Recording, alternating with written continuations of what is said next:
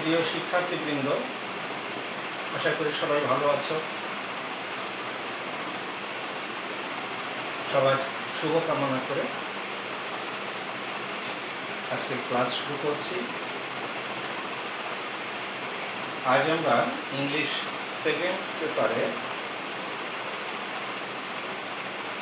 Transformation of সেন্টেন্সের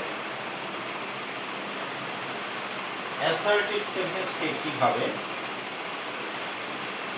interrogative sentence করতে হবে সেই নিয়মগুলো শিখব। তোমাদের জন্য আমি এখানে একটি চার্ট প্রদর্শন করছি। চার্টটিতে বাঁ পাশের কলামে কিছু অ্যাসার্টিভ সেন্টেন্স এবং ডান পাশের কলামে কিছু ইন্টারোগেটিভ সেন্টেন্স রয়েছে। আজ আমরা এই অ্যাসার্টিভ সেন্টেন্সগুলি কিভাবে ইন্টারোগেটিভ সেন্টেন্সে পরিবর্তন করা হয়েছে সেগুলো শিখব। আমরা জানি অ্যাসার্টিভ সেন্টেন্সকে ইন্টারোগেটিভ করতে হলে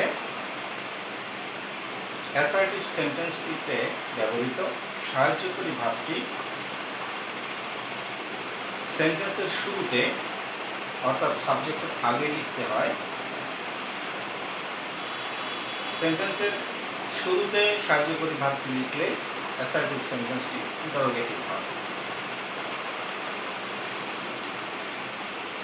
টেন্সের গঠন অনুসারে দুই প্রকারের সেন্টেন্সে কোনো সাহায্যকারী ভাব থাকে না।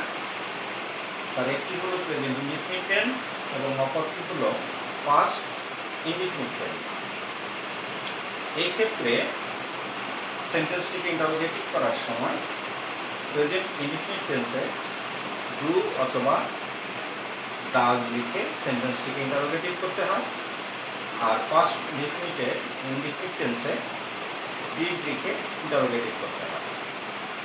প্রেজেন্ট ইনডিফিনিট টেন্সের সাবজেক্টটি যদি থার্ড পারসন সিঙ্গুলার নাম্বার হয় সেক্ষেত্রে সেন্টেন্সের শুরুতে ডাজ লিখতে হবে, আর যদি সাবজেক্টটি থার্ড পারসন সিঙ্গুলার না হয়ে প্লুরাল হয় অথবা ফার্স্ট পারসন বা সেকেন্ড পারসন হয় সেক্ষেত্রে ডু লিখে সেন্টেন্সটিকে ইন্টারোগেটিভ করতে হবে। সেন্টেন্সের ভাবটি পাস্ট ইনডিফিনিট টেন্সের হলে অর্থাৎ ভাবটি পাস্ট ফর্মে থাকলে সেক্ষেত্রে শুরুতে ডিড লিখতে হবে এবং মূল ভাবটির আর পাস্ট ফর্ম লিখতে হবে না, সেক্ষেত্রে প্রেজেন্ট ফর্ম লিখতে হবে। অন্যান্য টেন্সের ক্ষেত্রে সাহায্যকারী ভাব থাকে, সুতরাং আমরা সাহায্যকারী ভাবটি সাবজেক্টের আগে লিখব, তাহলে সেন্টেন্সটি ইন্টারোগেটিভ হবে। যদি কোনো সেন্টেন্সে ভাব টু বি মূল ভাব হিসেবে ব্যবহৃত হয় সেই সেন্টেন্সটিকে ইন্টারোগেটিভ করার সময় টু বি ভাবটিকেই সাবজেক্টের আগে লিখতে হবে, তাহলে সেন্টেন্সটি ইন্টারোগেটিভ হবে। আরেকটি বিষয় লক্ষণীয়, সেটা হলো অ্যাসার্টিভ সেন্টেন্সটিকে যখন আমরা ইন্টারোগেটিভ করব তখন তার অর্থের পরিবর্তন করা যাবে না। অর্থের পরিবর্তন করা না গেলে সেক্ষেত্রে করণীয় কি? সেন্টেন্সটির অর্থ ঠিক রাখতে হলে অ্যাসার্টিভ সেন্টেন্সটি যদি অ্যাফার্মেটিভ হয় তাহলে তার ইন্টারোগেটিভ সেন্টেন্সটিকে নেগেটিভ করতে হবে, অর্থাৎ সাহায্যকারী ভাবের পরে একটি নট লিখতে হবে। আবার অ্যাসার্টিভ সেন্টেন্সটি যদি অ্যাফার্মেটিভ হয় নেগেটিভ হয়, অর্থাৎ সাহায্যকারী ভাবের পরে যদি নট থাকে সেক্ষেত্রে সেন্টেন্সটিকে ইন্টারোগেটিভ করার সময় সাহায্যকারী ভাবের পরে নট লিখতে হবে না। তার মানে অ্যাসার্টিভের নটটি তুলে দিতে হবে, ইন্টারোগেটিভের সময় তুলে দিতে হবে। এই হলো অ্যাসার্টিভ সেন্টেন্সটিকে ইন্টারোগেটিভ করার সাধারণ নিয়ম। আমরা চার্টে প্রদত্ত সেন্টেন্সগুলি এখন অ্যাসার্টিভ থেকে ইন্টারোগেটিভ করব। লক্ষ্য করো, প্রথমে যে সেন্টেন্সটি রয়েছে he is absent from the meeting, এই সেন্টেন্সটিতে ইজ মূল ভার্ব হিসেবে ব্যবহৃত হয়েছে এবং এটি একটি টু বি ভার্ব। অতএব সেন্টেন্সটি ইন্টারোগেটিভ করার সময় ইজ ভার্বটিকেই সাবজেক্টের আগে লিখতে হবে। লক্ষ্য করো, এখানে ইজ ভার্বটিকে আগে লেখা হয়েছে এবং যেহেতু সেন্টেন্সটি অ্যাফার্মেটিভ আছে তাই ইজের পরে একটি নট লিখে সেন্টেন্সটিকে নেগেটিভ করা হয়েছে। তাহলে ইন্টারোগেটিভ সেন্টেন্সটি হবে এরূপ: isn't he absent from the meeting. সেন্টেন্সের শেষে একটি প্রশ্নবোধক বা ইন্টারোগেটিভ চিহ্নবোধক। দ্বিতীয় সেন্টেন্সটি লক্ষ্য করো, he is not a good student.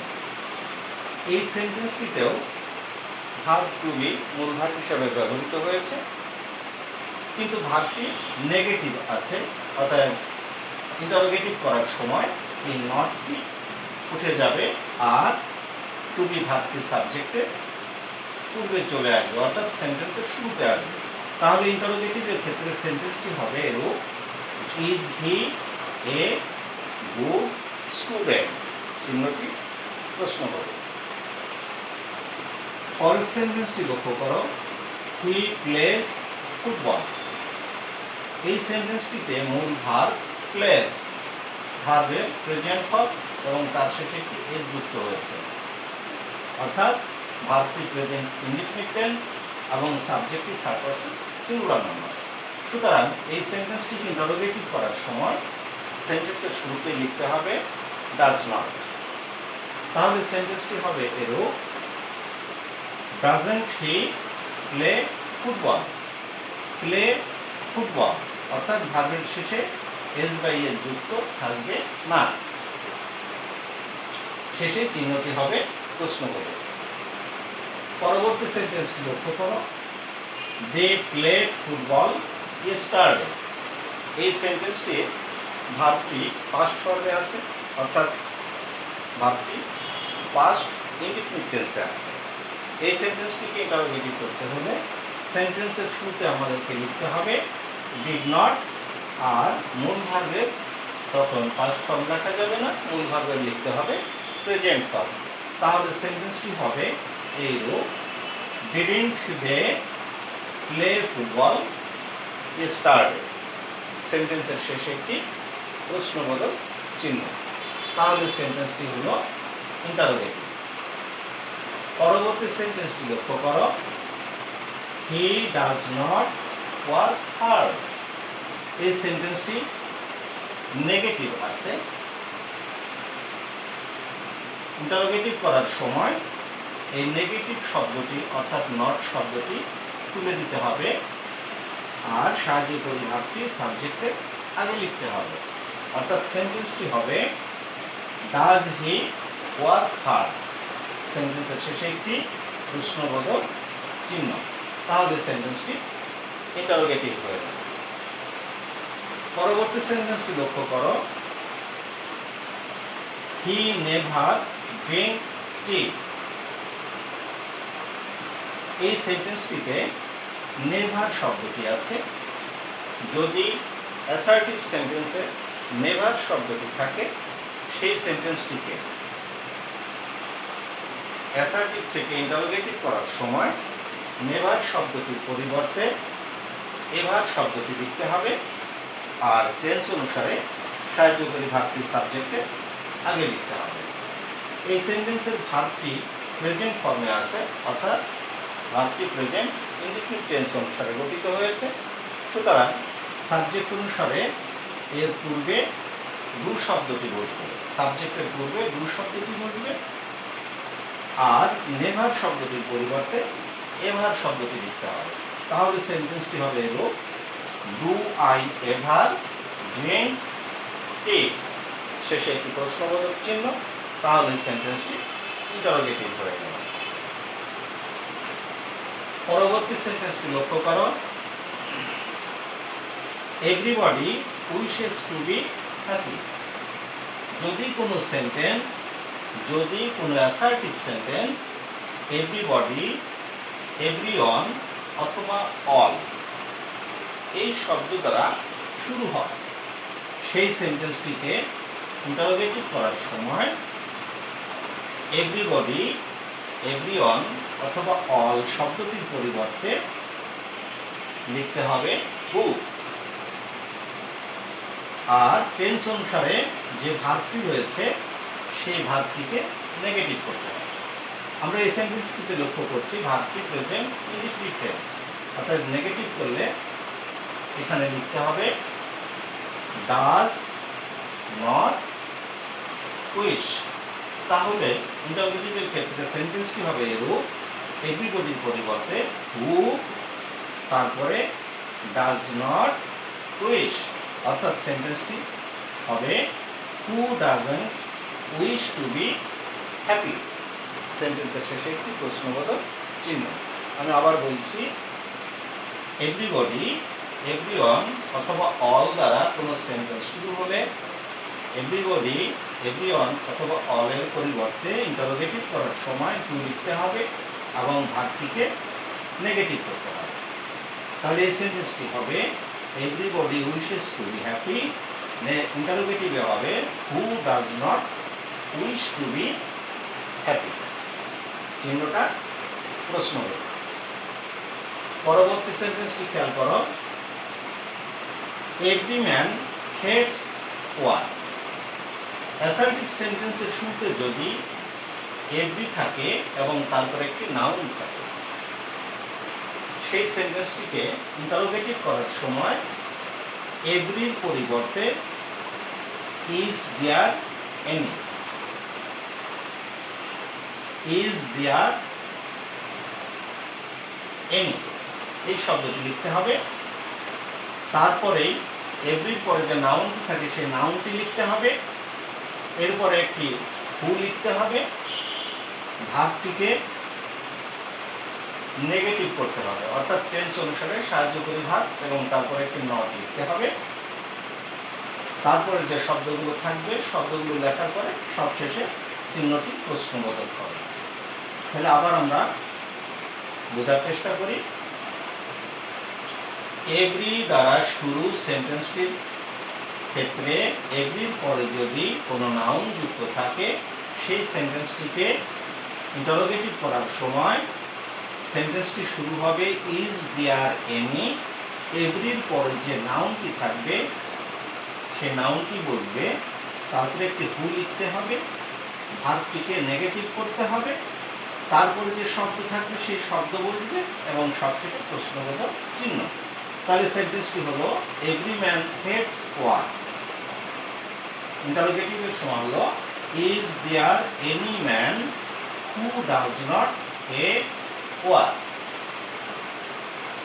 শেষে প্রশ্নবোধক চিহ্ন।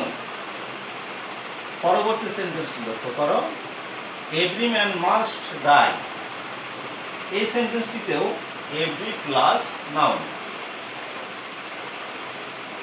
এভরি দ্বারা শুরু সেন্টেন্সে এভরির পরে নাউন যুক্ত থাকলে যদি তারপরে মাস্ট শব্দটি থাকে সেই ক্ষেত্রেও সেন্টেন্সটিকে ইন্টারোগেটিভ করার সময় শুরুতেই ইজ দেয়ার এনি, তারপরে নাউনটি লিখতে হবে, হু লিখতে হবে, কিন্তু সাহায্যকারী হিসাবে এই ক্ষেত্রে লিখতে হবে উইল নট।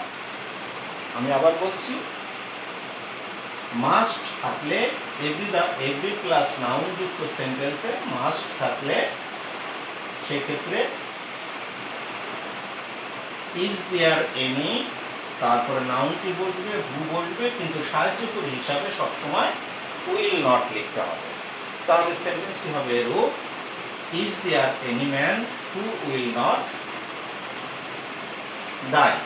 চিহ্নটি প্রশ্নবোধক। পরবর্তী সেন্টেন্সটি লক্ষ্য করো, no one can do this.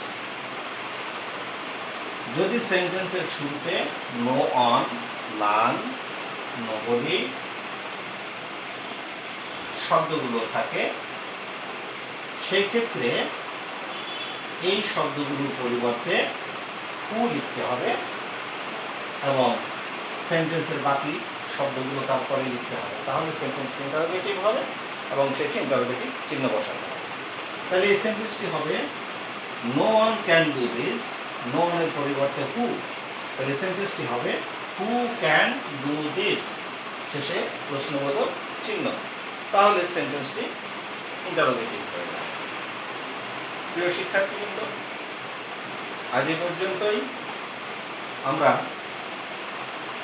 কিছু সেন্টেন্স অ্যাসার্টিভ থেকে কীভাবে ইন্টারোগেটিভ করতে হয় সেগুলো শিখলাম।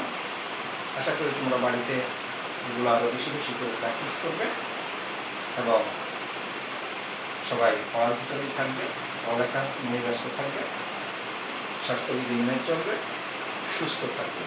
তো প্রত্যাশা রেখে আজকের মতো এখানে শেষ করছি। আল্লাহ হাফেজ।